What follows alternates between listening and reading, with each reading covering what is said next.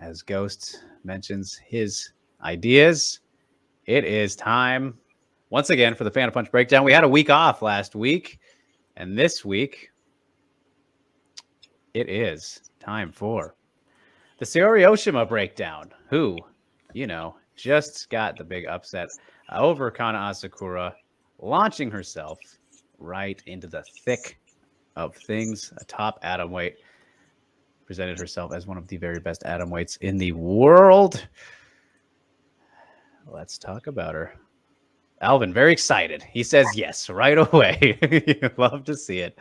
Let's go full screen and get into things. All right. Oshima versus Asakura, intrusive moments. Round one. We're going round by round here, folks.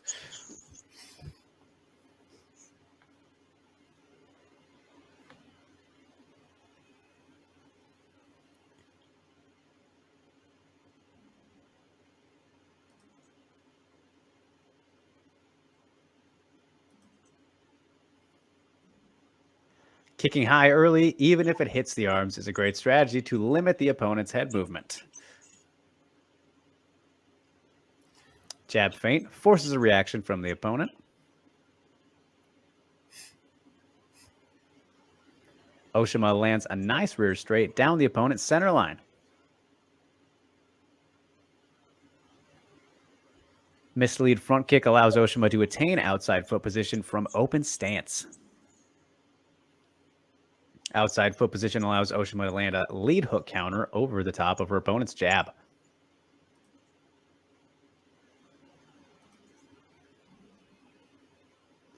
Attains outside foot position.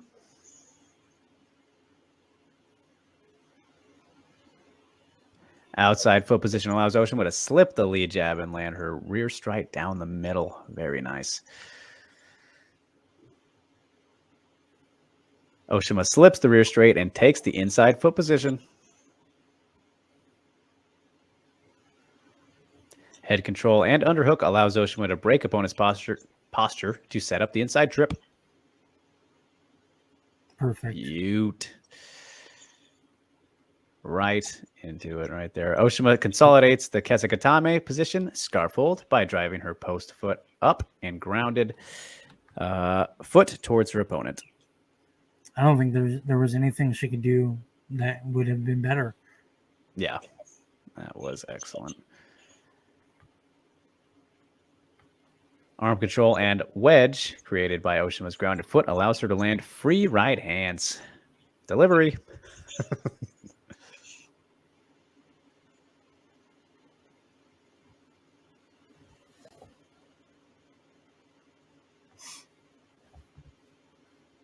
From side control, the opponent does the correct thing by framing to create space. Oshima pummels her left arm in between the frames to prepare to kill her opponent's frames. Oshima kills the frames by pulling her right hand out, at the same time bringing her grounded leg towards her frame. Towards the frame. Oshima consolidates her position by setting her base and flattening her back posture, in parentheses.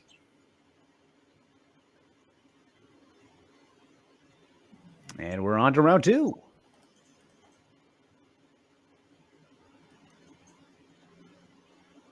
Sequence one.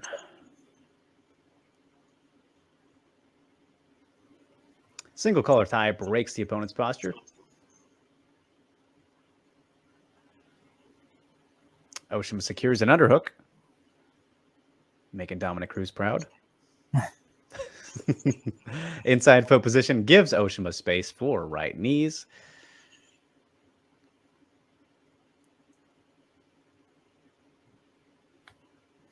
Inside foot position, single collar tie and underhook leads to an inside trip.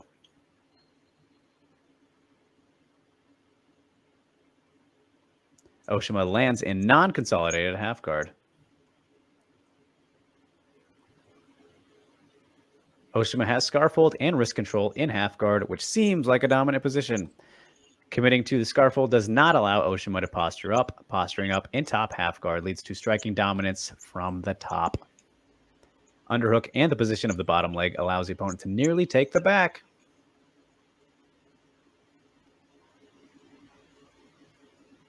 Opponent slides bottom leg under Oshima while maintaining an underhook. Opponent's top leg starts to swing over.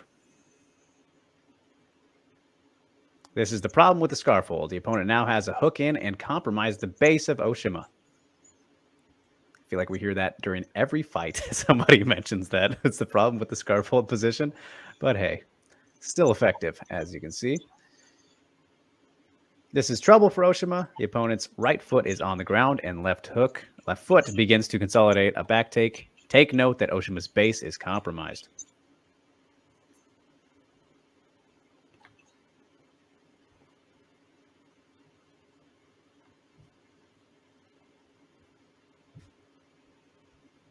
As strange as this position is for Oshima, this is still considered a guard since both legs are in between the opponents.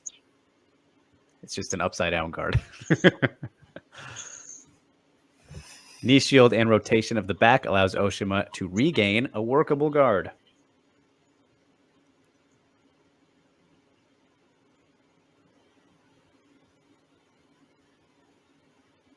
Traditional open guard achieved. Achievement unlocked. Ooh. Open guard 101. Keep foot connected to the opponent's hips to maintain separation for incoming punches. Upkick lands and stops ground or pound from the opponent. I mean, Steve, Saori Oshima, maybe the best upkicks in the game right now. Yeah. Hooking the leg over the head and underhooking the near side leg allows Oshima to break the opponent's base and posture. Sequence 2. Oshima is in half guard bottom. All opponent has to do is kick the trapped leg out and up to pass.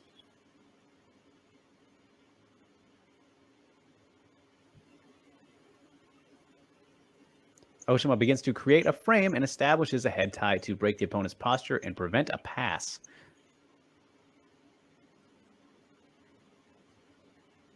Frame gives Oshima space to begin the sweep.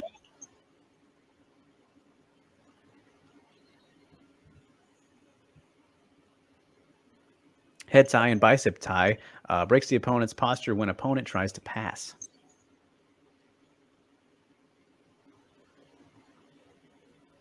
Opponent begins to pass by pulling back and pushing on the hips, giving Oshima the space to sweep. Oshima's head control gives her proper connection to perform a butterfly sweep. One leg elevates while the other pushes off the ground. Oof, that was fucking... Nice. Instead of trying to regain base and posture, Oshima looks to attack the leg that's connected on her far side hip for a leg lock. Always attacking is Saori. Oh. Round 3. Fight. Fight. Yeah.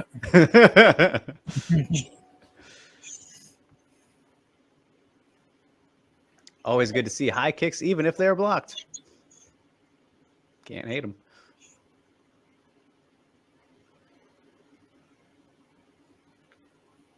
Level change and outside foot position forces opponent to place weight on the back foot. Oshima lands a beautiful right straight to the gut that sits the opponent on a chair.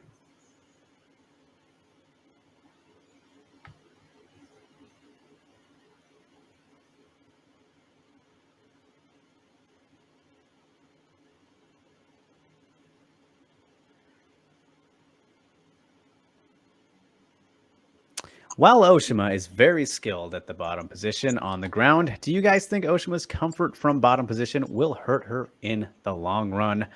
Why do you guys think that the ability to stand back up, not striking skill, but standing back up after getting taken down, is often neglected? Movsar Evloev versus Mike Grundy is a great example of the ability to get back up. Evloev gets Grundy to shoot and take him down multiple times, but Evloev keeps getting up while Grundy keeps shooting. By Grundy's 12th shot, Grundy was gassed and Evloev capitalized in the third round. Yeah, that's true. And I don't think there's any more after that. But that was excellent. Once again, Steve cannot go wrong. Saori Oshima fantastic. But as for his questions, I guess we'll start off with the first part, of course. He says, do you think that Oshima's comfort off her back will hurt her in the long run? What do you think? I guess if she Depends. I guess if she starts fighting better grapplers, then yeah. I mean, because then they'll just grapple with her, and you know. If we're going to be honest, though, there's only one. There's only one that's better than her now, right? I mean, she just did that well again. She just beat Kana. Yeah.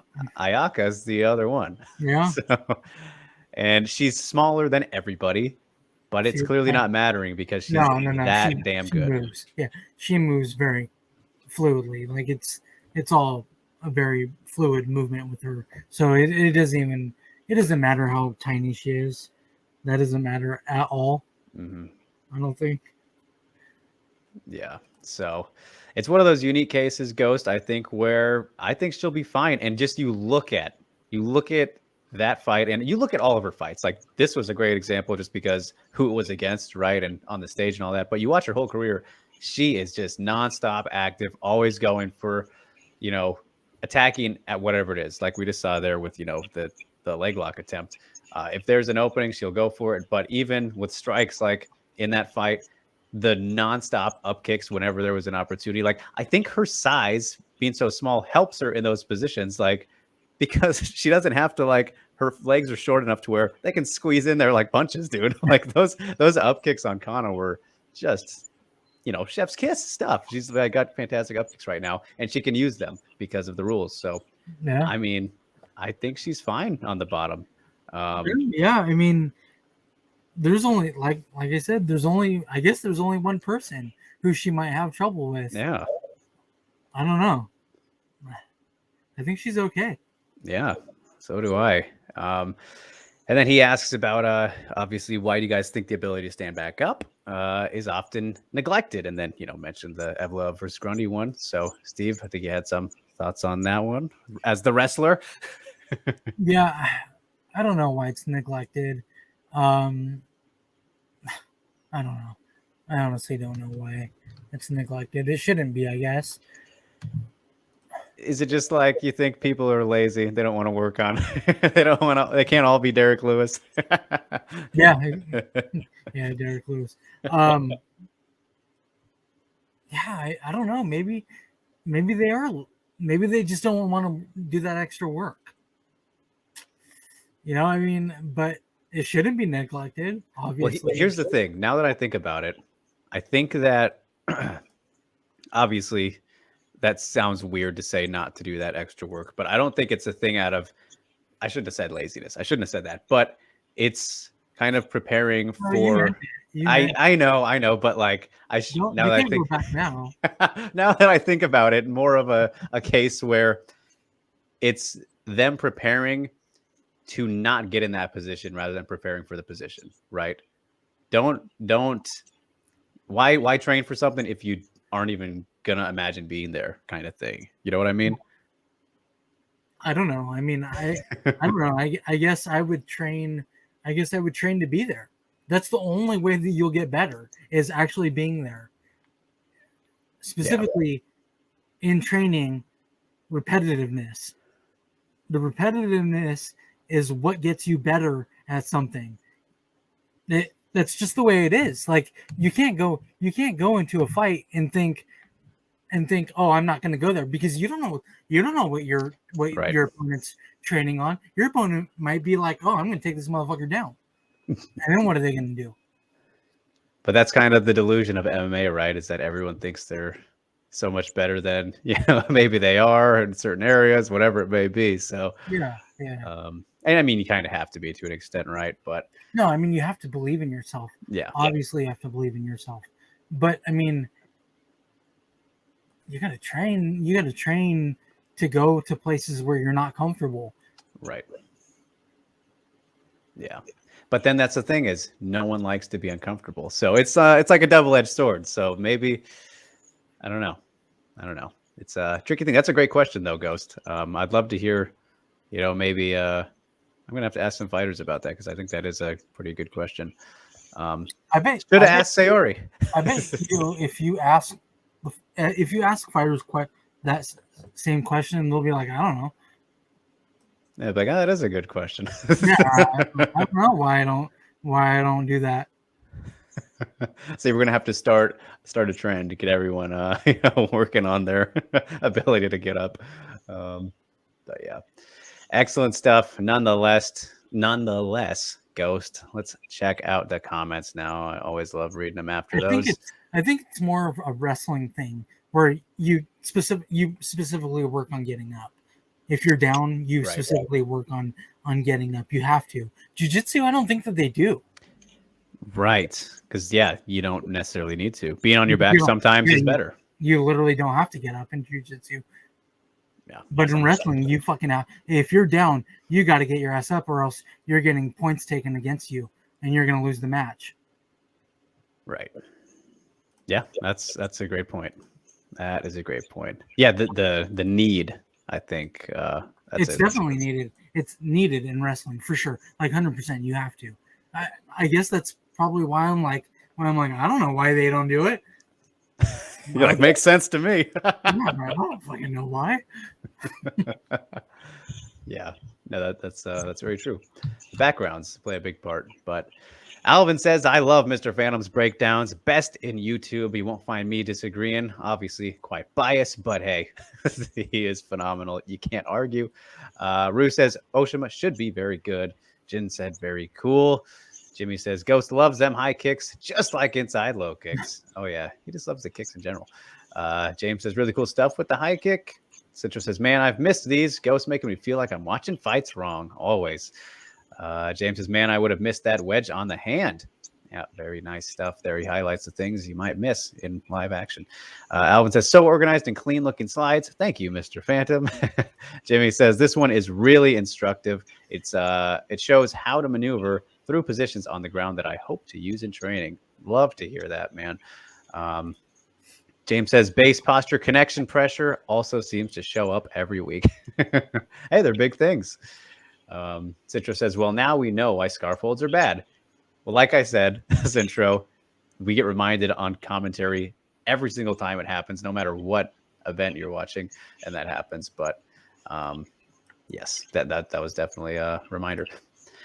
Jimmy says, open guard is the first thing we learn in jiu-jitsu. Good thing it shows up in fights at the highest level. Yep. Jin says, grappling breakdowns like this really makes the fights better on rewatch. I love grappling breakdowns.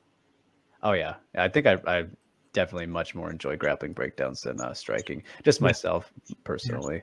Not that I don't enjoy your striking ones, Ghost, but there's just like, you see so much more, I feel like, on these kind of ones. Yeah. As Rue says, the small details on the butterfly sweep and passing, just great eye for detail. Yep. Beautiful stuff from Ghost as well as those involved. Jimmy says, high kicks again. Rue says, oof, that looked painful jab to the gut. Was that the guy? That jab, yeah. That shit was nasty, dude. He says, whoa, that jab stabbed Asakura. Citro, jab to the body is money. It's a beautiful thing. Incredible. Truly amazing. Yeah, Saori is fucking talented. Rue says, Evloev versus Grundy. I thought that fight was boring. Guys taking each other down and getting back up. Well, there's it's like a little battle within the battle a bit. Ghost says, rare breed to have someone be so slick on the bottom. Props to Oshima. Yeah, I mean, that's, again, I think she just has to be because of that size, like we mentioned. She has needed to adapt to being able to do well in those positions. And here we are talking about her as one of the best atomweights in the world. Jimmy says, in my gym, we don't work on get-ups since there is no space. We would run into each other if we did, but the pros work on it in private. Good question, Ghosts. All right, there you go. A little bit of insight and a good point by Jimmy. And Ghost agrees. Says, Jimmy, that's a great point. My gym doesn't work on it either, but they never told me about space. The ability to stand back up can be weaponized by lesser wrestlers with bad takedown defense. And he says, thank you for the compliments. Well, you earn them every single week, man. 16 down. Looking forward to what he said next week is the main event we just saw. So Ketlin Vieira and Misha Tate. I'm very much looking forward to that. I don't care what you guys say, but always look forward to Ghosts and the Phantom Punch breakdowns.